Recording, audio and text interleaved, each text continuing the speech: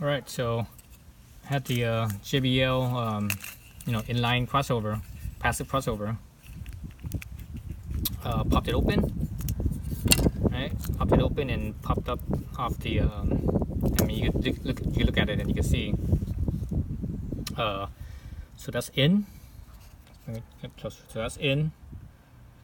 Tweeter, woofer. Okay. So on the tweeter side, TW. See this little cap. This one, I mean, it's covered in a some type of rubber thingamabob, and this seems to me like there's a coil in it as well. I can feel like a winding right here. So I'm not sure what else is in here. Besides just a cap, I might have some kind of winding. Let me break this off. So, right. So yeah, and you can see it down on the circuit board, and this is a little mini circuit board right there. See woofer, and this side over here is tweeter, right? And it's basically it's just a filter. It's not a real, this is not a real crossover. But in the industry they call it crossover. So let's look at this. So negative on this side, positive on this side. So negative on this side. So this side's a negative. So this side here's the negative. So negative, and this is part of the circuit right here, right? This is where you have continuity, and this part here has been etched. So there's this little line here, these two little lines here. That's where it's been etched. So there's no continuity anymore. There's no metal. So this right here is all metal. So it goes over here to the what was this, negative? Yeah, negative. So negative. So this goes over to the negative on the tweeter side and negative on the woofer side. Oh, excuse me, this side is the woofer. So negative on the woofer side and negative on the tweeter side. So it's all connected. All connected right there. And this is the positive side. And so this is the positive woofer and this is the positive tweeter. So the tweeter goes through this little, it's connected to right here. So that's the capacitor right here. So that's this right here. It goes through the capacitor. And woofer side, it's interesting because it has the full contact here on the positive that goes to the positive, but also it has there's a little thing here that actually excuse me, it's on this side. Oh, this is from the negative to positive over here. So this side is negative and this over here is positive. Yeah, positive for the woofer side. So that's that coil right here. I'm not sure what else this has in it. So I'm pretty sure this is some type of filter as well that I'm not sure if it blocks out high frequency. I don't think it does, because high frequency doesn't really harm a little, like a 6-inch speaker, 6-inch mid-range basically. In this case, they're calling it a woofer.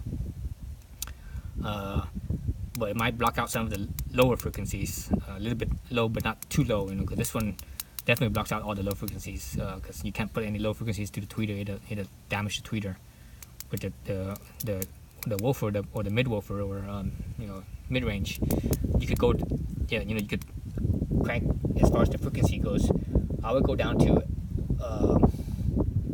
I would keep it above 100 hertz, probably like 120 or more, a little bit more than that, 120, somewhere between 120 and 200, because around 100 hertz, that frequency range is where it causes a lot of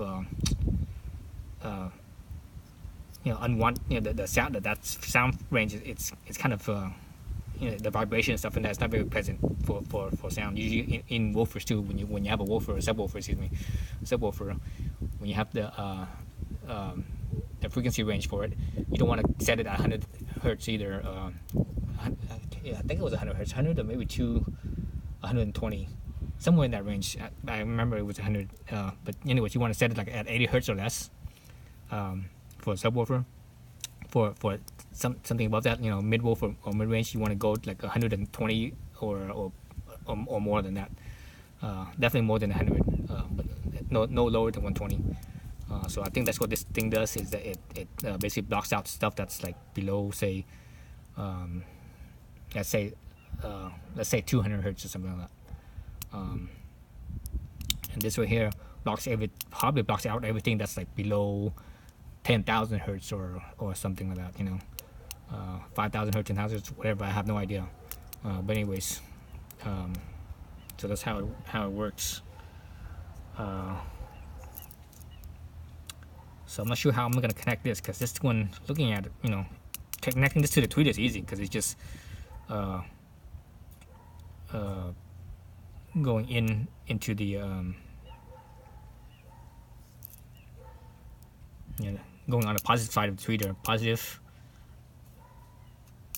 into the positive wire, speaker wire, connecting onto here, then this side coming out and going to the tweeter, on the positive on the tweeter.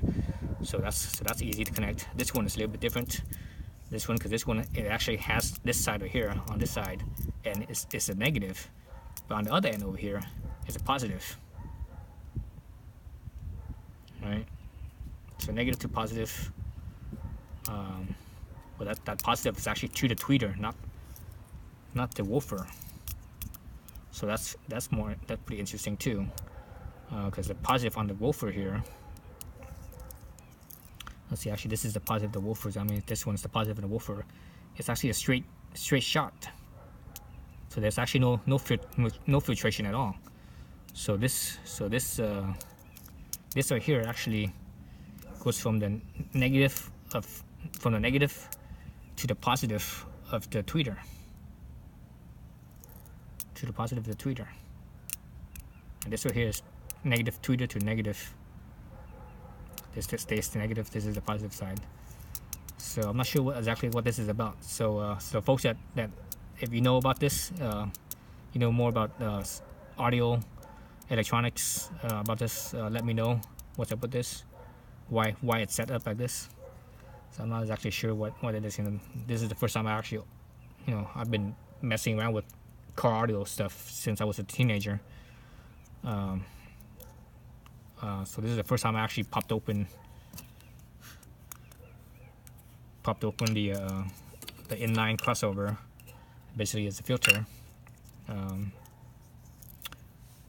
So I never actually really looked into this, but I knew that it was capacitors in there. I'm not sure what else was in there, but anyways. So the folks that know what this is, let me know why it's hooked up like this. This little coil here, why it's hooked up from a negative speaker wire, and it ends up on the positive side to the tweeter, whereas the tweeter itself has that that other one. So it's kind of odd, I've thought. If I were to connect this onto the speaker itself, I would go for the tweeter anyways, because I know this is to the tweeter and it doesn't actually go to the woofer at all.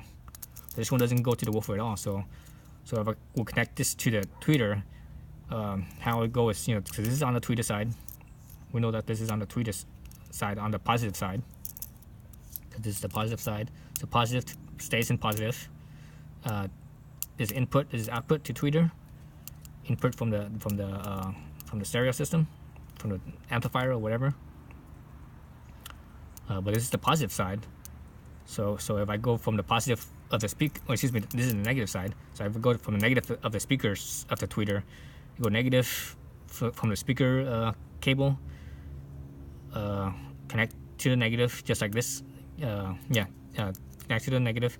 Then from that negative, I could bridge it over to the positive side of the tweeter. I could do that because literally this one actually doesn't actually connect to the woofer at all. So I would do that. I think I'm gonna take both of these and connect them to the tweeter. So this stays in line with the positive. This one starts out connected to the negative of the speaker wire. Then the output would be to the positive of the tweeter. So that's pretty interesting. And when you look at this stuff, the speaker setup, it's the woofer and tweeter, it's connected as parallel, right? Negative to negative, and positive, where the positive are separate to each other. But anyways, it's connected as a parallel, in parallel to each other. Where the positive's down here actually. Positive to positive. So positive straight into the woofer. Nothing in between. Only in between the tweeter is on the negative side. Excuse me, on the positive side is the capacitor, and starting on the negative side to the positive side is the it's this little coil. Okay, so that's what I'm gonna do. So that'll be easy. So I don't have to open up the door anymore. Open up the door panel. All I have to do is just open up the A pillar and tap into that. But I need to get the plug because I don't want to cut my original plug. So I'm probably gonna go to a junkyard or something like that, or maybe one of that you could order that on at the dealership or something and get those plugs. Anyway, so that's what I'm gonna do. All right, thanks for watching.